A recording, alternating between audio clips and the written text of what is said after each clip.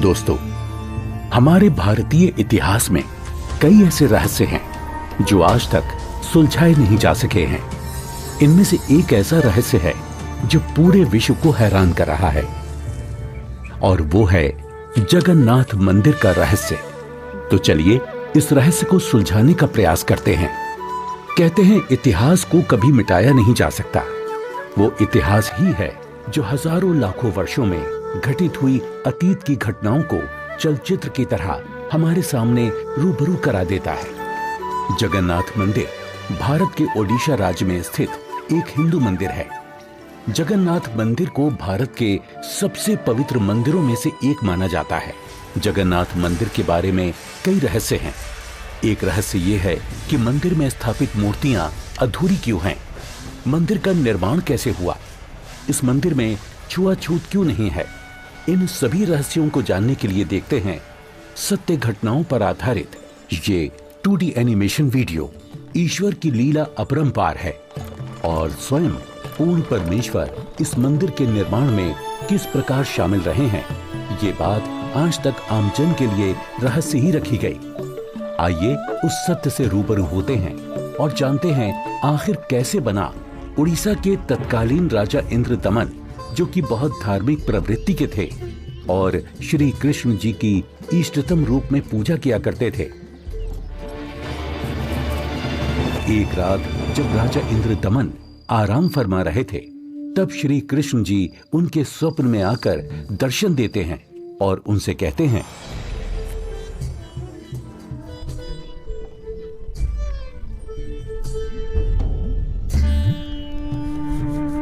इंद्रदमन, हे प्रभु, आप?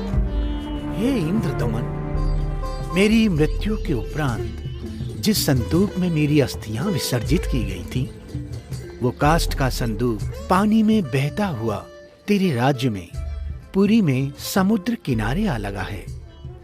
मैं चाहता हूं कि तुम मेरे आदेश से उस संदूक को उसी स्थान पर रखकर उसके ऊपर मंदिर यादगार रूप में बनवा दो, जिसका नाम जगन्नाथ होगा।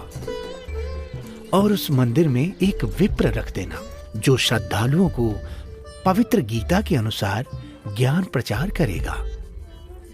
याद रहे, इस मंदिर में ना तो कोई मूर्ति होनी चाहिए और ना ही कोई पाखंड। जैसा आपका आदेश महाराज।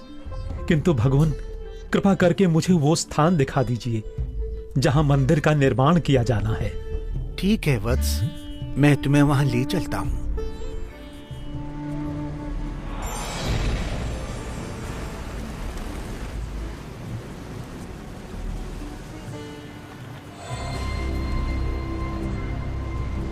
इंद्रदमन, यही वह स्थान है जहां तुम्हें हमारा मंदिर बनाना है।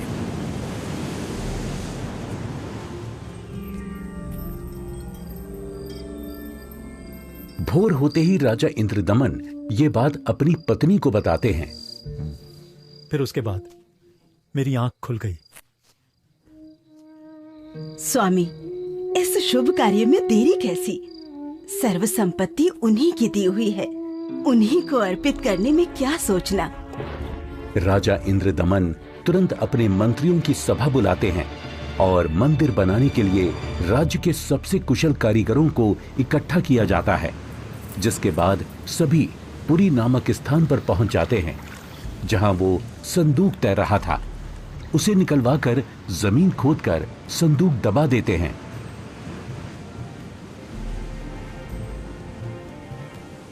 और देखते ही देखते उस संदूक के ऊपर मंदिर बनाने का काम शुरू हो जाता है।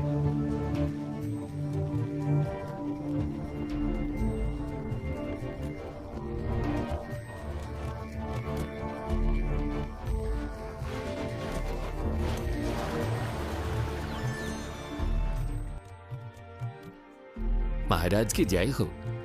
प्रभु श्री कृष्ण जी की दया से मंदिर बनकर तैयार है महाराज। राजन, बहुत सुंदर मंदिर बनकर तैयार हुआ है। सब श्री कृष्ण जी की कृपा। पीछे हट जाओ, पीछे हट जाओ सभी, चलो। समुद्री तूफान आ रहा है। समुद्री लहरें इतनी ऊपर उठकर हमारी तरफ आ रही हैं। लहरें बहुत तेज हैं। भागो भागो, तूफान आ गया।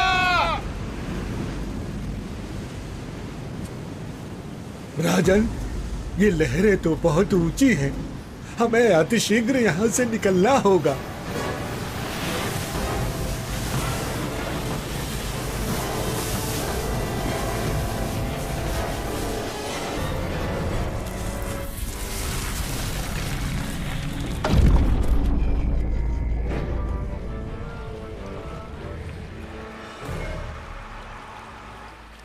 हे भगवान, ये क्या अनर्थ हो गया। समुद्र की लहरों ने मंदिर को तहस नहस कर दिया है महाराज। जगन्नाथ मंदिर के तैयार होते ही समुद्री लहरों का आना और मंदिर को अपने आगोश में समा लेना, ये घटना सिर्फ एक बार नहीं अपितु 5 बार घटित होती है।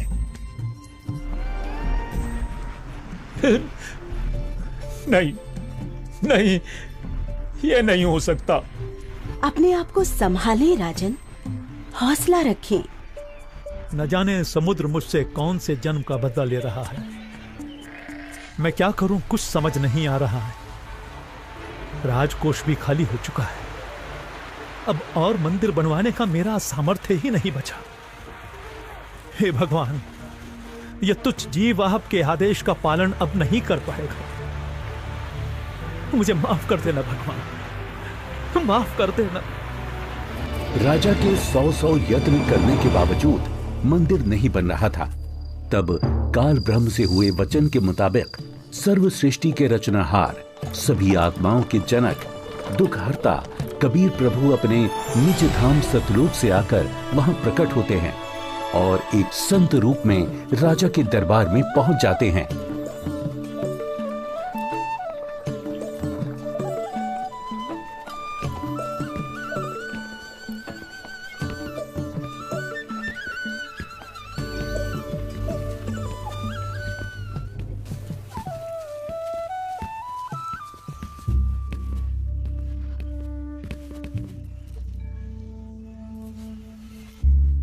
प्रणाम महाराज। प्रणाम। क्या बात है राजन, कैसे उदास बैठे हो? हे महात्मा जी, परमात्मा कृष्ण जी के आदेश से समुद्र किनारे मंदिर का निर्माण करवाया था, किंतु समुद्र ने उसे तोड़ दिया। अब की बार समुद्र नहीं तोड़ेगा, आप मंदिर बनवाओ।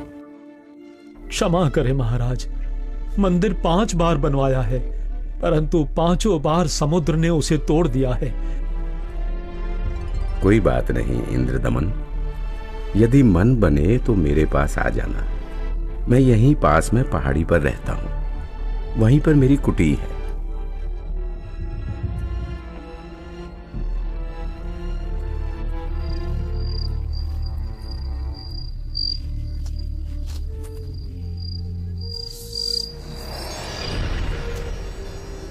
इंद्रदमन, एक बार फिर मंदिर बनवा दे।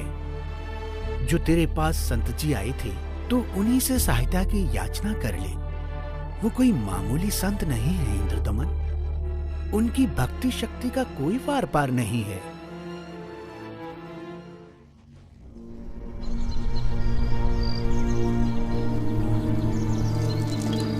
क्या हुआ महाराज? अभी अभी भगवान श्री कृष्ण जी ने दर्शन देकर मंदिर फिर से बनवाने को कहा है। अच्छा। और बताया है कि जो संत समुद्र को रोकने की बात कर रहे थे वो बहुत शक्ति युक्त हैं। मुझे उन्हीं के पास जाकर प्रार्थना करनी चाहिए। प्रभु कह रहे हैं तो आप मत चूको महाराज, प्रभु का मंदिर फिर बनवा दो। बनवाना तो मैं भी चाहता हूँ, किंतु अब तो राजकोष भी खाली हो चुका है। इस वक्त मैं धर्म संकट में फंस चुका हूँ। यदि मंदिर नहीं बनवाऊंगा तो प्रभु अप्रसन्न हो जाएंगे और मंदिर बनवाने के लिए धन भी शेष नहीं रहा। स्वामी, आप चिंतित ना हो।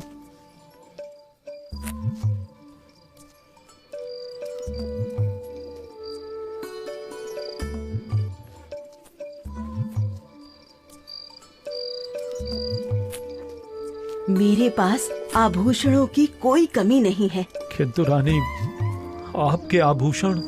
अभी उसकी चिंता आप ना करें राजन। आपका और मेरा दुख एक ही है, दो नहीं है। आप संकट में हैं, मैं इन आभूषणों का क्या करूंगी? आप बस भगवान के आदेश के अनुसार मंदिर निर्माण का कार्य पुनः प्रारंभ करवाएं। स्वामी, ये आभूषण भी भगवान के ही दिए हुए हैं और भगवान के आदेश का पालन करने में इनका सहयोग लेना मैं अपना सौभाग्य समझूंगी। जी। सुबह उठते ही राजा इंद्रदमन अपने महामंत्री को बुलाकर भगवान श्री कृष्ण जी के आदेश के बारे में बताते हैं। आप जाइए और मंदिर कार्य पुनः प्रारंभ कराने की तैयारी करें।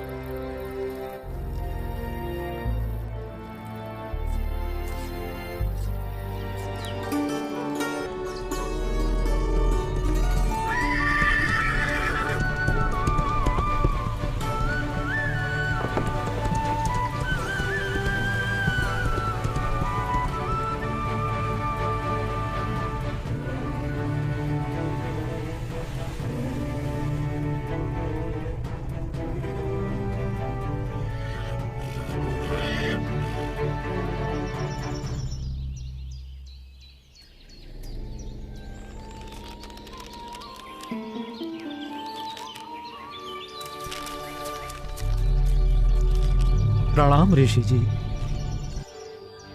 कहो इंद्रदमन, कैसे आना हुआ? हे महात्मा, मुझे माफ कर दो। मैंने आप पर विश्वास नहीं किया। स्वप्न में भगवान श्री कृष्ण जी ने बताया है कि आप समर्थ ऋषि हैं। मुझ दीन पर कृपा करो। राजन, जिस ओर से समुद्र हर बार आकर मंदिर को बहा ले जाता है, आप उस ओर एक छोटा सा चबूतरा बनवा दें, जिस पर बैठकर मैं परमात्मा की भक्ति करूंगा। जो आज्ञा महाराज। कुछ समय बाद मंदिर का निर्माण कार्य तकरीबन पूरा हो चुका था। एक दिन राजा स्वयं खड़े होकर निर्माण कार्य देख रहे होते हैं। तभी वहां गोरखनाथ जी आ जाते हैं। प्रणाम स्वीकार करें महात्मन।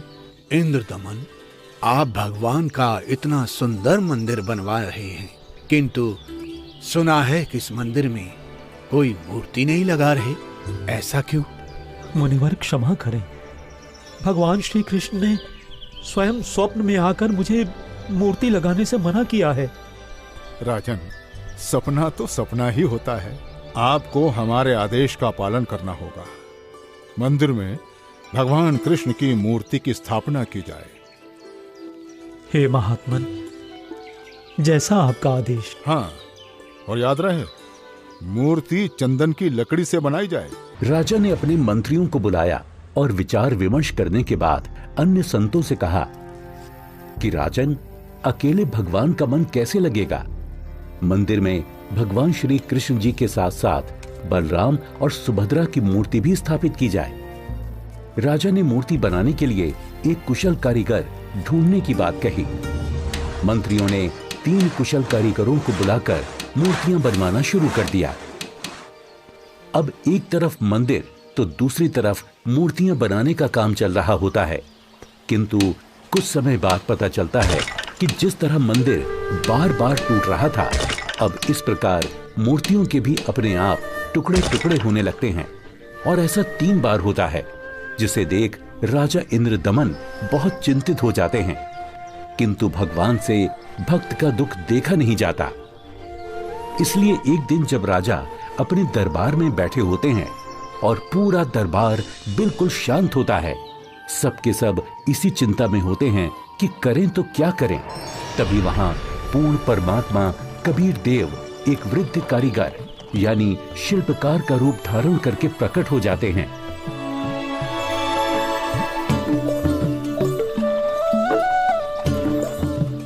राजा से कहो कि मैं एक शिल्पकार हूँ और मूर्ति बनाना बड़े अच्छे से जानता हूँ।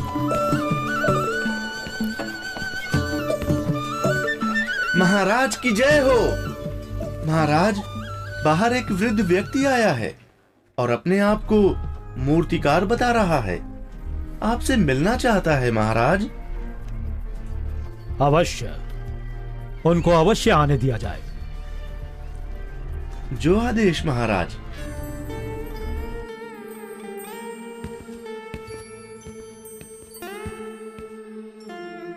ये कारीगर तो बड़ा अनुभवी लगता है। अवश्य भगवान की ही कोई लीला है। हे राजन, मैंने सुना है कि प्रभु के मंदिर के लिए मूर्तियां पूर्ण रूप से बन नहीं पा रही हैं। जी, आपने बिल्कुल सही सुना है। मैं 80 वर्ष का वृद्ध हो चुका हूँ और मुझे 60 वर्ष का अनुभव है राजन। चंदन की लकड़ी की मूर्ति प्रत्येक कारीगर नहीं बना सकता। यदि आपकी आज्ञा हो तो सेवक उपस्थित है। हे कारीगर, आप मेरे लिए भगवान ही हैं, जो कारीगर बनकर आए लगते हो। कृपया आप शीघ्र अतिशीघ्र ही मूर्तियां बना दो। मूर्तियां तो मैं बना दूंगा, किंतु राजन, मेरी एक शर्त है। क्या शर्त है आपकी? राजन, मूर्ति बनाने के लिए मुझे एक कमरा चाहिए, जिसे अंदर से बंद करके मैं बड़ी स्वच्छता से मूर्ति तैयार करूंगा। और जब मूर्तियां तैयार हो जाएंगी तो मैं स्वयं दरवाजा खोलूंगा। ठीक है। एक बात और राजन, यदि किसी ने मेरे बाहर आने से पहले दरवाजे को खोलने का प्रयास किया तो मूर्तियां फिर पूरी बन नहीं पाएंगी। वो जितनी बनी होंगी उसी हालत में आपको मिलेंगी और फिर उन्हें पूर्ण कर पाना संभव नहीं होगा राजन। जैसी आपकी इच्छा। मंत्री जी, मूर्तियां बनाने के लिए सब बंदोबस्त किया जाए।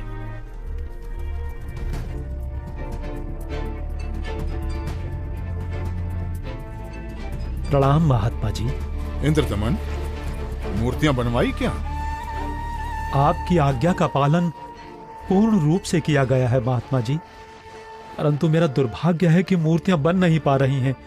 बनते बनते ही सबके टुकड़े टुकड़े हो जाते हैं। मूर्तियां अवश्य बनवानी है राजन, आप बनवाओ। मैं देखता हूं कैसे टूटती है मूर्ति। हे नाथ जी, प्रयत्न किया जा रहा है। प्रभु का भेजा एक अनुभवी कारीगर बंद कमरे में मूर्तियां बना रहा है। राजा इंद्रदमन नाथ जी को सारी स्थिति से अवगत करवाते हैं और कारीगर की शर्त के बारे में भी बताते हैं, किंतु महात्मा नहीं मानते। वो मूर्तियां देखने की जिद करने लगते हैं और राजा के मना करने के बावजूद भी उस कमरे के सामने पहुंच जाते हैं जहां मूर्ति बनाने का काम चल रहा होता है।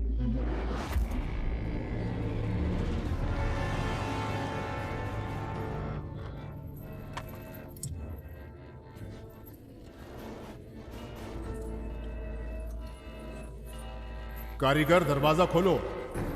दरवाजा खोलो कारीगर। मैं कहता हूं दरवाजा खोलो कारीगर, हमें मूर्तियां देखनी है। राजन, आप बता रहे हो 80 वर्षीय वृद्ध हैं और 12 दिन से खाना पीना भी नहीं किया है। अब आवाज भी बंद है, कहीं कारीगर मर न गया हो।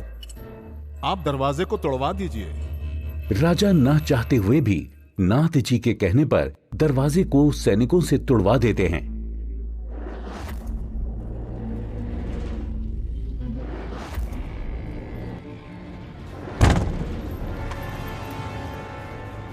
दरवाजा खुलने पर अंदर कोई कारीगर नहीं मिलता। वहां श्री कृष्ण, बलराम और सुभद्रा जी की 3 मूर्तियां रखी होती हैं, परंतु उन मूर्तियों के हाथ और पैर के पंजे नहीं बन पाए थे। ये देखकर सभी चौंक जाते हैं। हे भगवान, वो बुजुर्ग कारीगर तो यहाँ है ही नहीं। इसका मतलब वो कोई साधारण व्यक्ति नहीं थे, बल्कि स्वयं भगवान ही थे। मंदिर का निर्माण पूरा हो चुका है। अब इन्हीं मूर्तियों को भगवान की इच्छा समझकर मंदिर में स्थापित करवा दो राजन। हो सकता है प्रभु को यही स्वीकार हो। लगता है श्री कृष्ण ही स्वयं मूर्तियां बनाकर गए हैं। मंदिर का निर्माण कार्य संपन्न हो चुका था। अब बारी थी तो मूर्तियों में प्राण प्रतिष्ठा की। जिसके लिए राजा, रानी, मंत्री, महामंत्री और काफी संख्या में पंडित ब्राह्मण मंदिर के सामने पहुंच जाते हैं।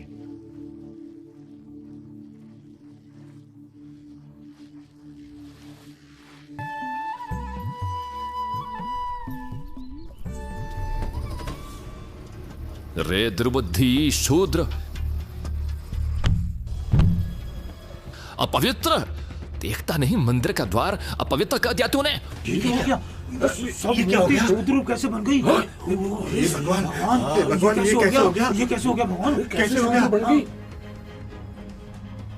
प्रभु क्षुब्ध हो गई हैं क्योंकि मुख्य द्वार को उस शूद्र ने अशुद्ध कर दिया है, इसलिए सब मूर्तियों ने शूद्र रूप धारण कर लिया। बहुत बड़ा अनिष्ट हो गया राजन। कुछ समय उपरांत देखते ही देखते मूर्तियां अपने वास्तविक रूप में आ जाती हैं, जिसके बाद पंडित कई बार गंगा जल छिड़ककर मूर्तियों को शुद्ध करने का उपक्रम करते हैं। मूर्ति स्थापना के कुछ दिन बाद अचानक समुद्री तूफान आ जाता है और समुद्री लहरें लगभग 40 फीट ऊंची उठकर बहुत तेज वेग में मंदिर की ओर चल पड़ती हैं। सभी आपस में बातें करने लगते हैं। लगता है अब की बार भी समुद्र मंदिर को नष्ट कर देगा। अरे ये क्या, संत जी अभी भी वहीं पर बैठे हैं? अरे कोई उठाओ उनको वहां से। सभी चिल्लाते हैं, हट जाओ, हट जाओ, हट जाओ, वहां से पीछे हट जाओ, समुद्री तूफान आ रहा है। हट जाओ, हट जाओ, वहां से पीछे आ जाओ, महात्मा जी, पीछे आ जाओ। अरे अरे अरे अरे अरे ये क्या हो गया? ये क्या हो गया? ये क्या हो गया? क्या हो गया? महात्मा जी ने पानी को वहीं पर रोक दिया है राजन। लगता है अब की बार मंदिर बच जाएगा। महात्मा अवश्य ही कोई परम शक्ति युक्त है।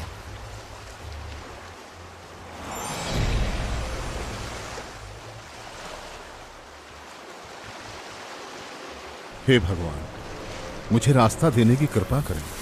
मैं मंदिर तोड़ने जाऊंगा। वत्स,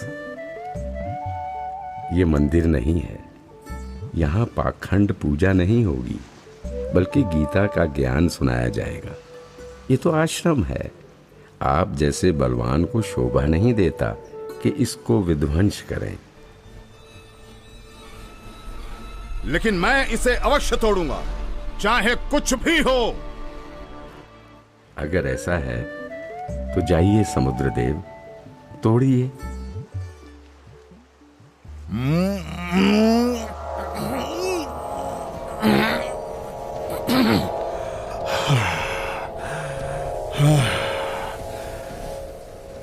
मैं आपकी शक्ति के आगे विवश हूं स्वामी। आपकी शक्ति अपार है। आप मुझे रास्ता देने की कृपा करें प्रभु। मैंने राजा इंद्रदमन को मंदिर की रक्षा का वचन दिया है।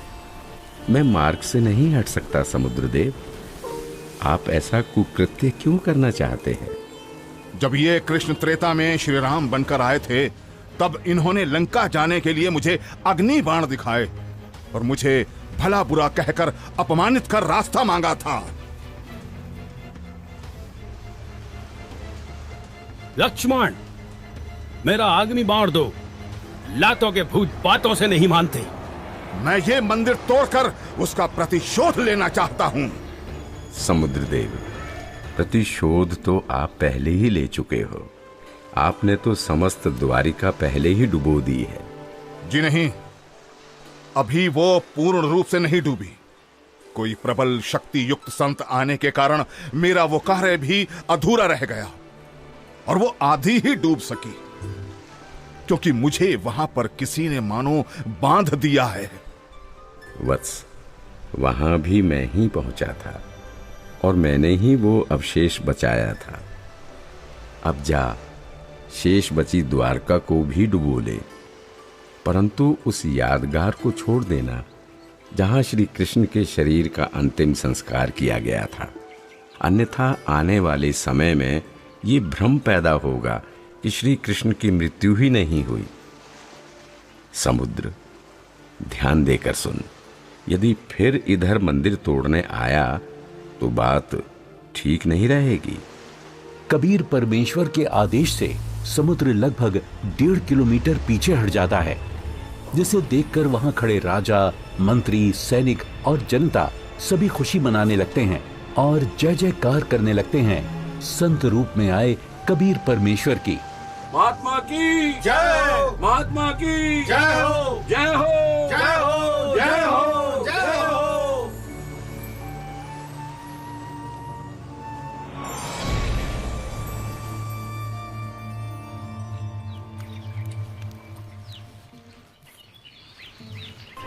पंडित जी, सब कुछ करके देख लिया, आपका कुष्ठ रोग तो बढ़ता ही जा रहा है।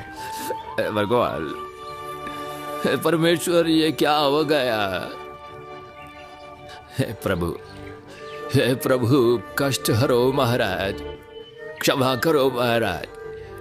पता नहीं मुझे किस पाप का प्रायश्चित करना पड़ रहा है। गलती क्षमा करो प्रभु, गलती क्षमा करो।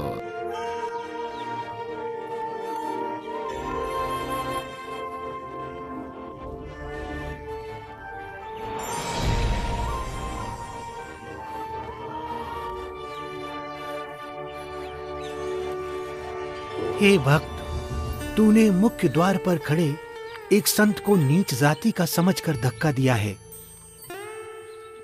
क्षमा करो महाराज, आगे से ऐसी भूल कभी नहीं होगी। आपका कष्ट निवारण मैं नहीं कर सकता, ये तो उन्हीं के पास जाकर क्षमा मांगने से और उनके पैर धोकर उस चरणामृत के पान से ही होगा।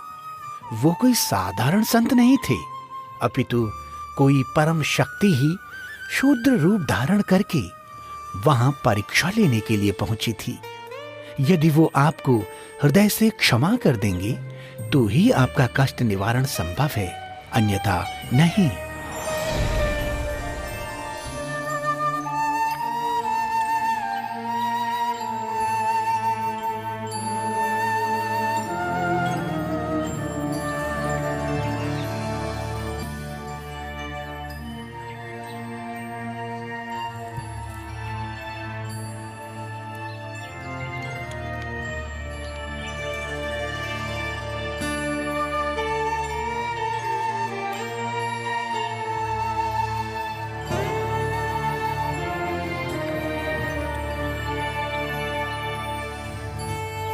सुना है कि पंडित जी ने प्राण प्रतिष्ठा वाले दिन जिसको धक्के मारकर मंदिर से बाहर गिराया था, भगवान श्री कृष्ण ने दर्शन देकर उन्हीं से माफी मांगने को कहा है।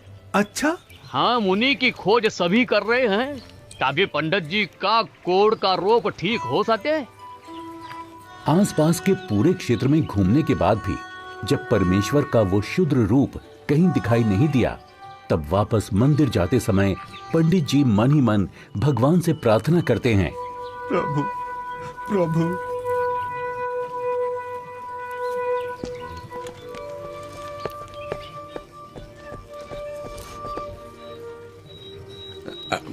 अरे अरे रुकिए पंडित जी, मैं शूद्र हूं, मेरे नजदीक मत आइए, आप भी अशुद्ध हो जाएंगे।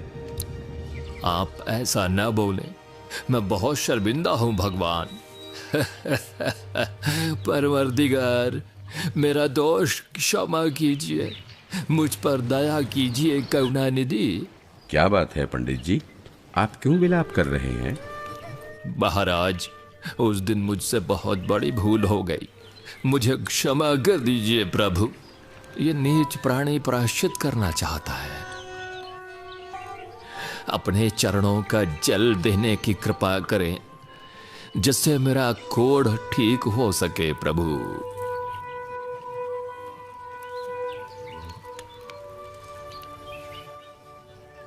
हे ब्राह्मण, इसे 40 दिन तक पीना तथा जल में डालकर स्नान करना। आज से 40वें दिन तुम्हारा कुष्ठ रोग समाप्त हो जाएगा। अब से भविष्य में इस जगन्नाथ मंदिर में किसी ने भी छुआछूत की तो उसकी भी यही दशा होगी, दंड का भागी होगा। जी महाराज, जी महाराज, जी महाराज, इस मंदिर में हम कभी छुआछूत नहीं करेंगे। आशीर्वाद है बच्चों।